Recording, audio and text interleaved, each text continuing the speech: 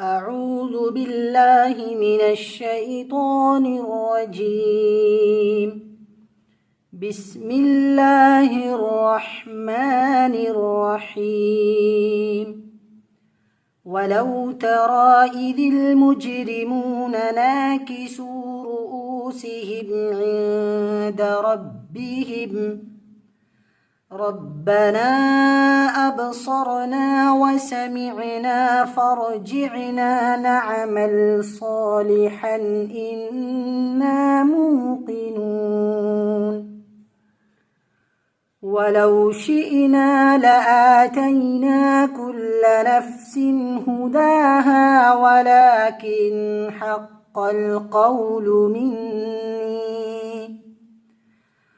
ولكن حق القول مني لأملأن جهنم من الجنة والناس أجمعين.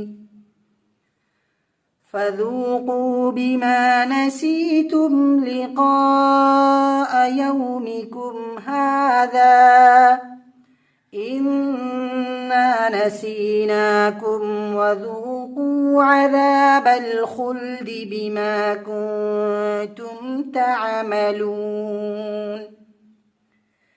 إنما يؤمن بآياتنا الذين إذا ذكروا بها خروا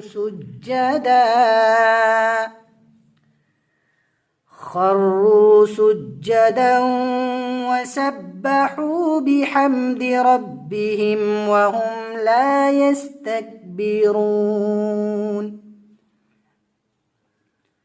تتجافى جنوبهم عن المضاجع يدعون ربهم خوفا وطمعا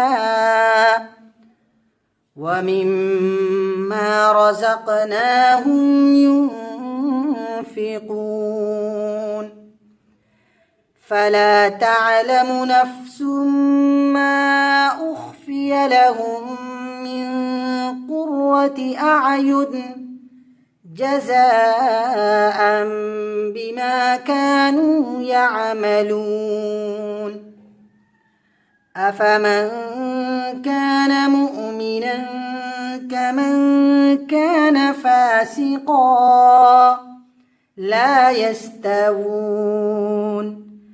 أما الذين آمنوا وعملوا الصالحات فلهم جنات المأوى نزلا بما كانوا يعملون.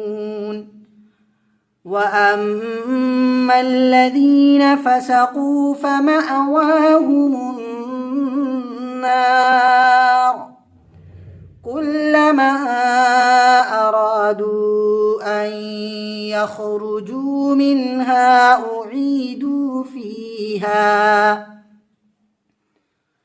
أعيدوا فيها وقيل لهم ذوقوا عذاب النار الذي كنتم به تكذبون. ولنذيقنهم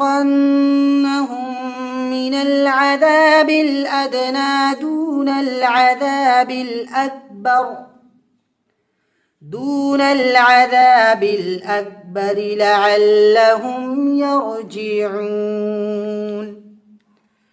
ومن أظلم ممن ذكر بآيات ربه ثم أعرض عنها إنا من المجرمين منتقمون. صدق الله العظيم.